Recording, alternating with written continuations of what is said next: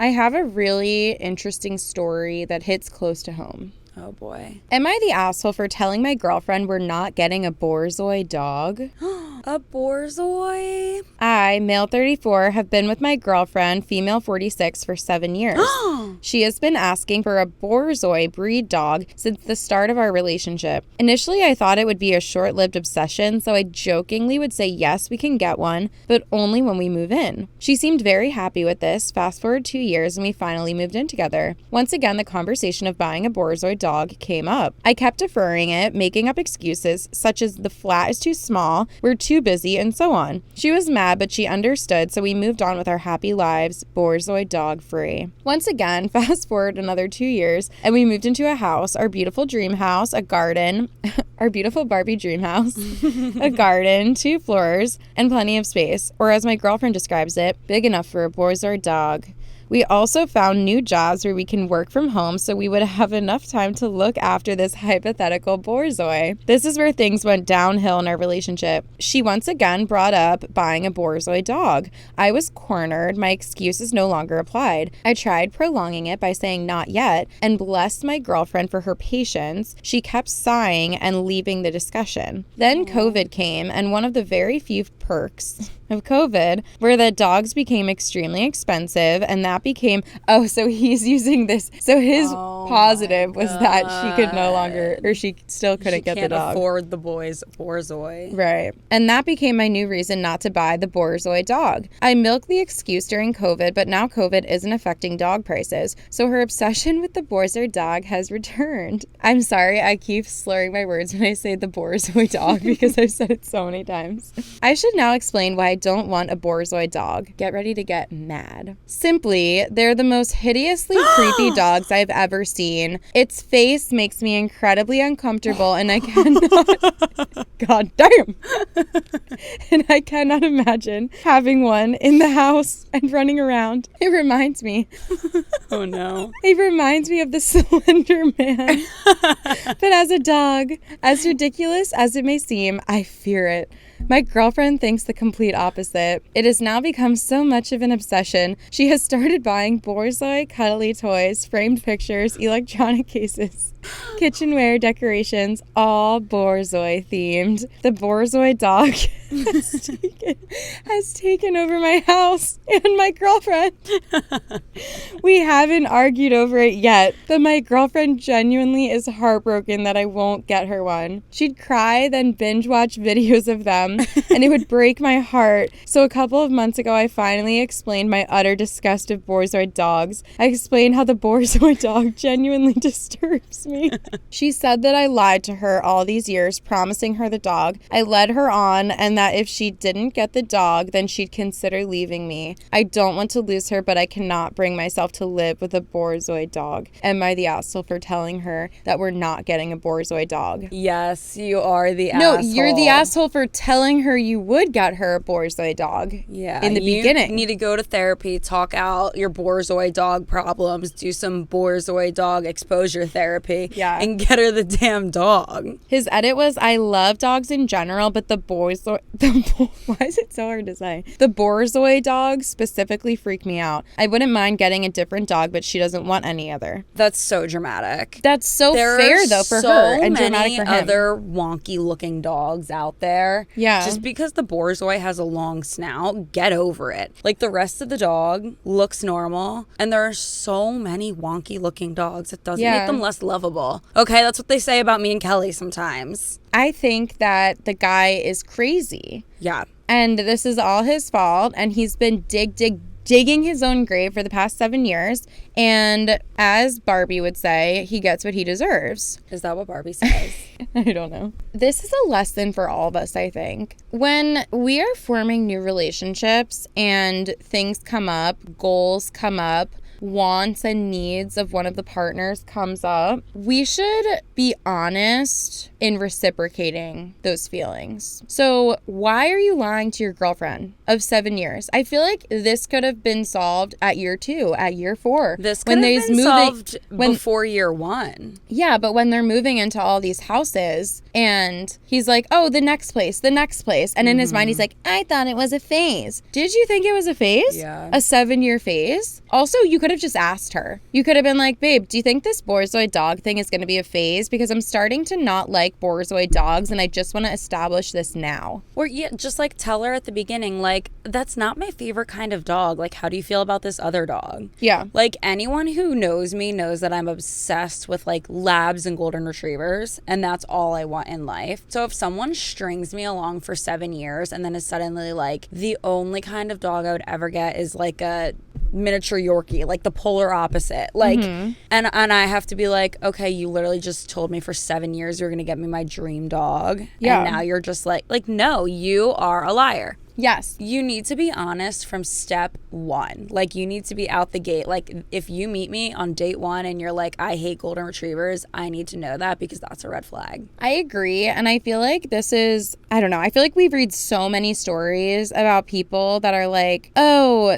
my partner said they wanted this and then they changed their mind, or like whatever. And it's like, this guy is just a liar. Yeah. Like, he's not joking with her, he's lying to her. Yeah, facts. And you're an asshole. And I would honestly be devastated if my partner did this to me. Me too. And I would definitely consider leaving this person. Absolutely. Not over the fact that I can't get the dog, but over the fact that they strung me along and lied to me for 7 years, knowing from day one that they hated what I wanted. Yeah. And I feel like there's like so many people try to go along with what you want just so they can be like, yeah, babe, we'll do it. We'll do it. But it's like, there are certain things where you can't just say that, because when the pedal hits the metal, when it comes down to it, there's certain things that are non-negotiables for people. And it's like, okay, if she always wanted to go to Disney World and you're like, yeah, babe, we'll go, whatever. She can figure out someone else to go to Disney World with. But a dog, that's like a child. Would you tell your partner for years, yeah, babe, we can have kids, thinking that that would just pass? I was thinking that exact same thing, because in today's dating world, that comes up a lot. Like, do you want kids, yes or no?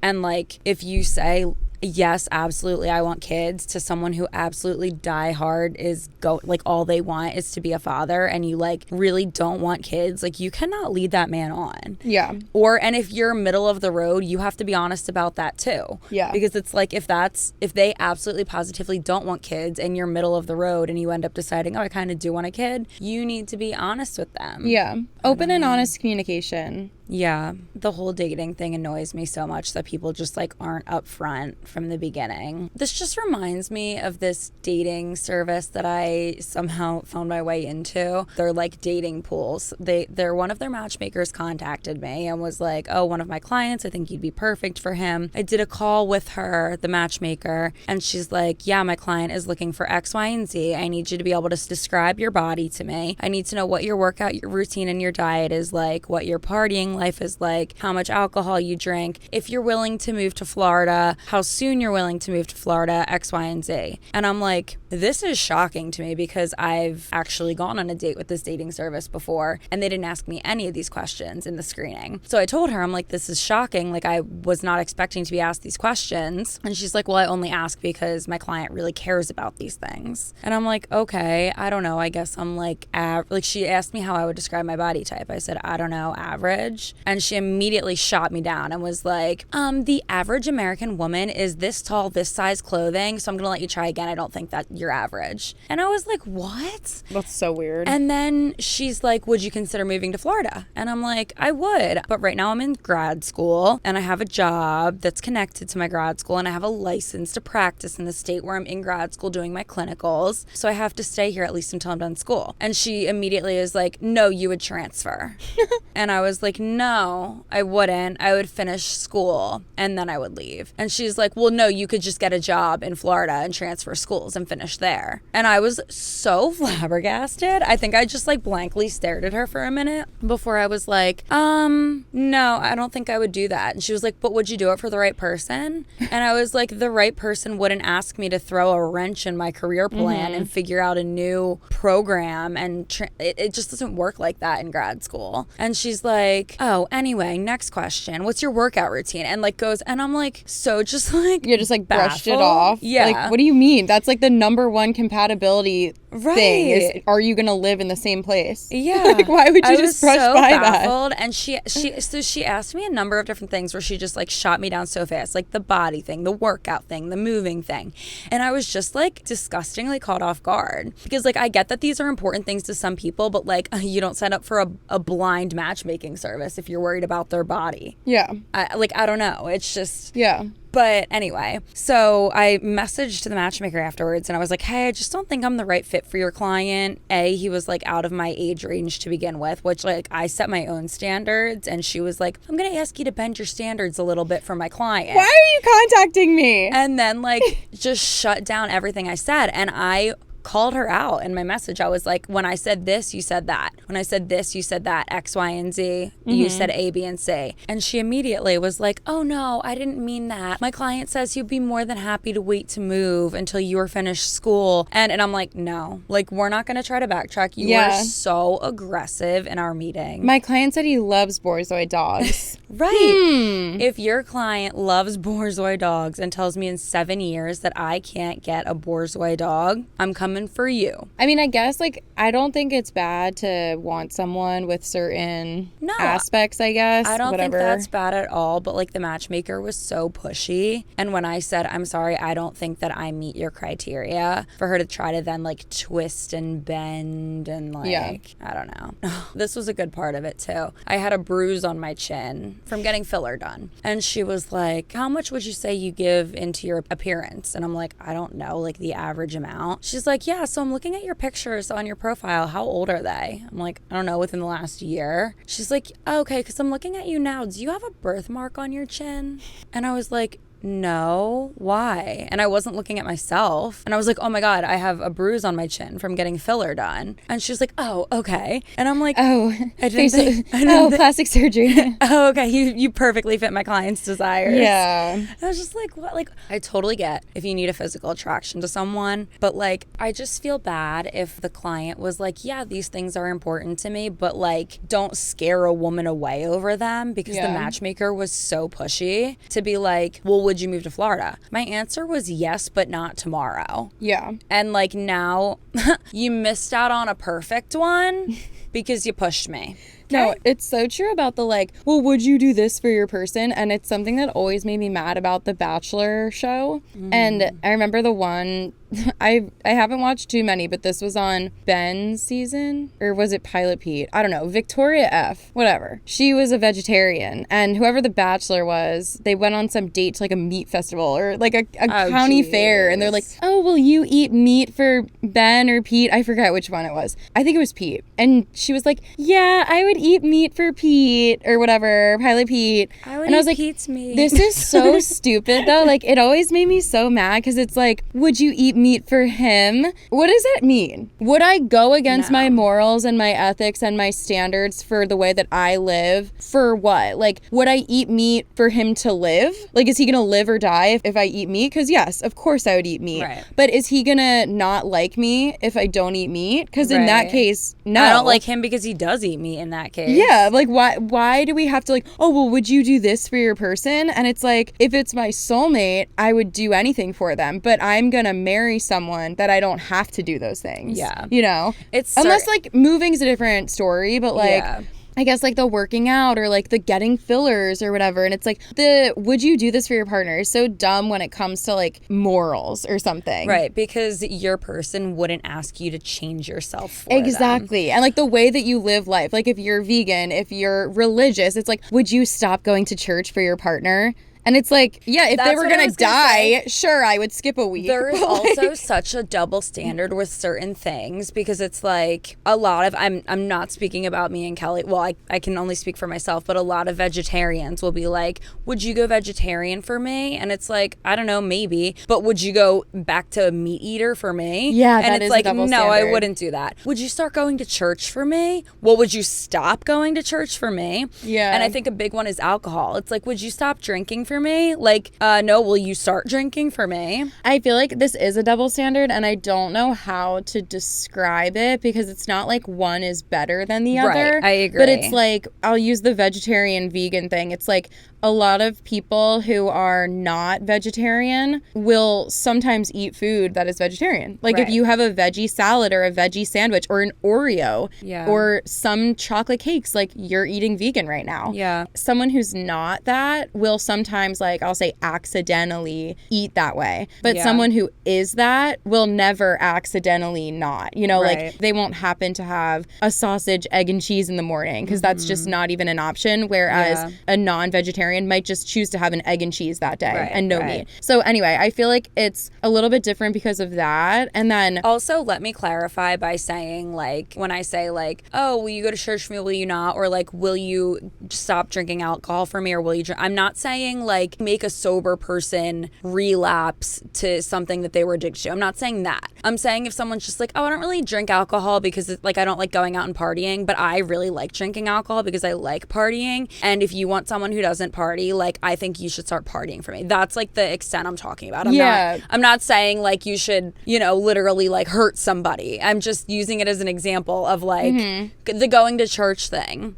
Well, Jimmy and I were kind of talking about this on an episode like months ago, but I feel like there's a difference between like changing yourself or asking someone to change for you and then kind of sharing something with someone. So like, I feel like the drinking thing or the vegetarian thing, even church, all of these examples, these are 3 good examples of if you start dating someone and you love them and everything in your life is compatible except maybe vegetarianism or church or what was the other one? Alcohol. And it's like people can learn new habits or people can have new experiences and be like, oh, wait, that actually is for me. So maybe you drink a lot and then you meet someone who doesn't drink and it's like, oh, would you give up drinking for them? No, not just for them. But if I try not drinking and I really like it for myself, I would give it up for me, and now we're more compatible. So it's like, are you doing it for someone else? There would be extents to where I would do it for someone else. Like, I'm fairly new to the dating scene, and I have gone on a few dates with guys that don't drink alcohol at all, and not because they had any issues, but they just never liked drinking.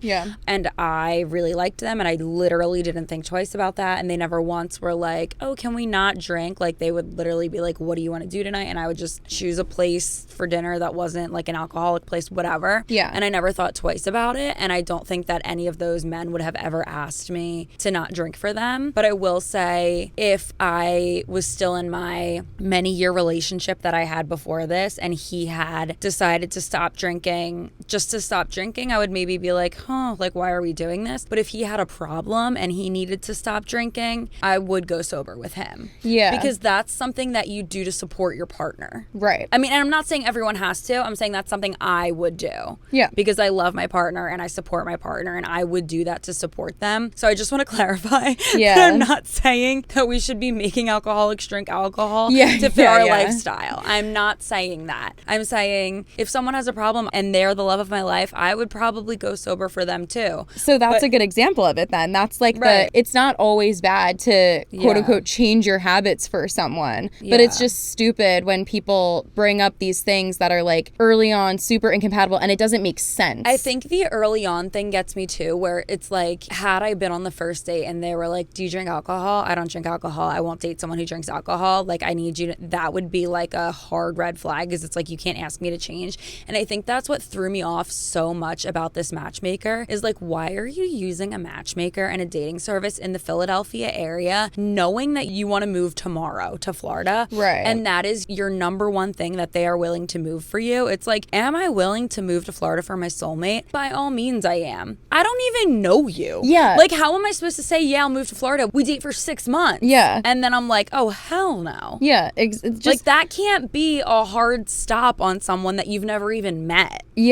Exactly. Like, wait till you get there. I don't know. That is almost giving, like, why do you want someone that would give everything up for you without even knowing you? Like, is that like a manipulation, like controlling thing? So I have now spoken with 3 matchmakers about going on dates with this service, and this is the one that I said no to because I played this conversation back a number of times with a lot of people between coworkers, friends, cousins, and everyone, when I said the intricate details of this conversation, everyone was like, that's a red flag. That's very weird. And it's not just the stuff that I just said right now. It's like even more stuff, like you said, like why do you need someone right now that's literally saying they will move with you in the next 6 months? Like, how do you expect someone to literally drop their entire life for someone they just It's giving love bombing. Like, it would be weird from either side. It would be weird if a guy, like, let's say a guy was like, move to Florida with me tomorrow. Any reasonable person would be like, I don't even know you. But then what if the guy was like, I'll move across the country with you today? I'm like, I don't even know you. Like, I don't want it from either side. It's weird from either side. Yes, I agree. Yeah, I think there was so many things about that we were like, what are we doing here? Yeah. Like, this is like just a little bit weird. Yeah, like the whole manipulation thing that you just said. I don't remember exactly the ins and outs because it's been a while now since I've had this conversation. But I do remember when I read it to some people, they were like, he seems that he's looking for something along the lines of like a mail order bride where he's like, these are my visual criteria. This is what she has to be like. This is how she has to live. And I need her in a box tomorrow to Florida. I need her in a Barbie box shipped to my Malibu dream house. Honey, if you're listening,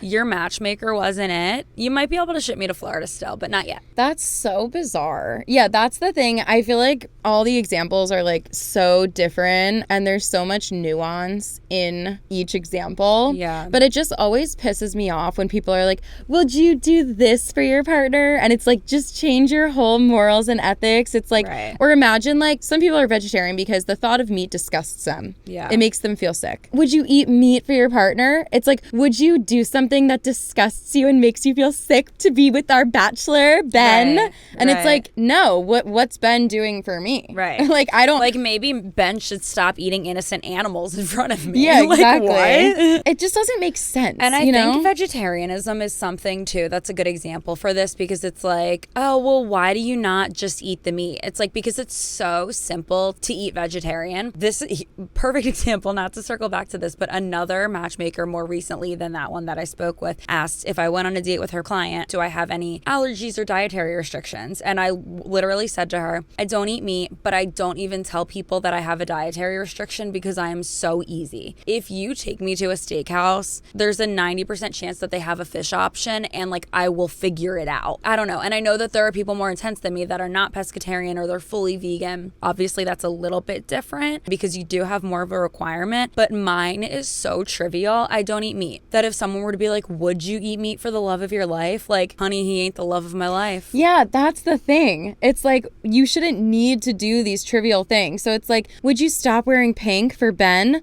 It's like, or what? Like, for him for what? Like, that doesn't make sense. And so it's so annoying when they're like, oh, would you like go to the gym every day? Like, for this mystery man? Like, or what? Like, no. Right. Like, no, I won't. No. Like, that doesn't It doesn't make work sense. with my work schedule. Yeah. Like, absolutely not. So what kind of workouts do you do? Well, like, are you going to change my workout routine if I tell you, like, I go to cycling class and he wants me to go to a weightlifting class? Like, I'm not. Yeah. This is so dumb. It just is so stupid. I know. I think, like, a good example, too, is, like, oh, would you stop eating this? Like, okay, for what? Like, if you ask me to stop eating peanuts because my man's is going to die and he's not even my man's yet, sure. Yeah, that's like, different. Sure, I won't take him to the peanut factory for the first date. I promise. But like to say, will you not eat meat or like, will you eat meat on the first date because he wants to go to a steakhouse? No. Cancel the date. Just cancel it. Like, it's just not, we're not compatible. It. Yeah.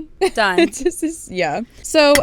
Gavel. So anyway, going back to our story, are you an asshole for lying to your partner for 7 years about something that is a goal in her life? Yes. Yeah, definitely. You are. Unless you are willing to like put your annoyance aside, unless you like, because listen, I stand on my soapbox here and I lecture about phobias. Unless you truly have a phobia of the Borzoi, I think you need to work on whatever this little kink that you got to work out is and get her the Borzoi to show her that you love her. Like, she's not asking for you to freaking cut off your left foot. She's asking for a dog and you just happen to not like the length of the snoot on the dog. Get over yourself. You're a man. Snoot. Okay, also, whether he has a phobia. Snoot, not the word. I think it's called snout. Oh.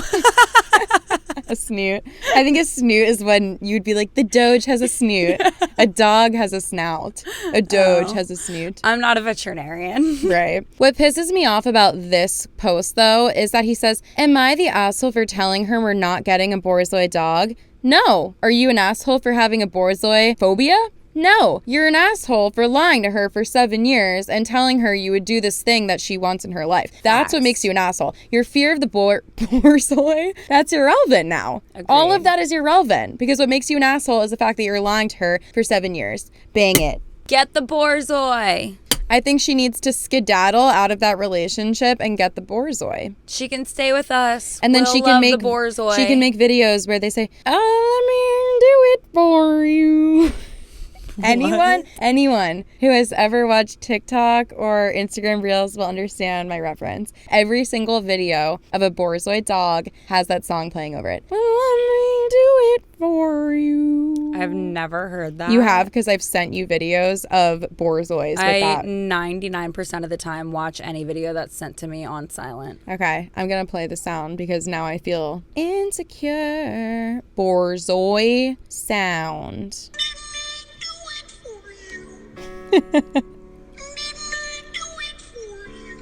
Why do they put this on the Borzoi? I don't know, but it's any dog with a long snout. And so I follow a Borzoi fan account. Well, it's not a fan account. I'm a fan. It's a family that has 2 Borzois. And they do videos. They elongate the snout on them so they're like 5 feet long in Photoshop. It's so funny.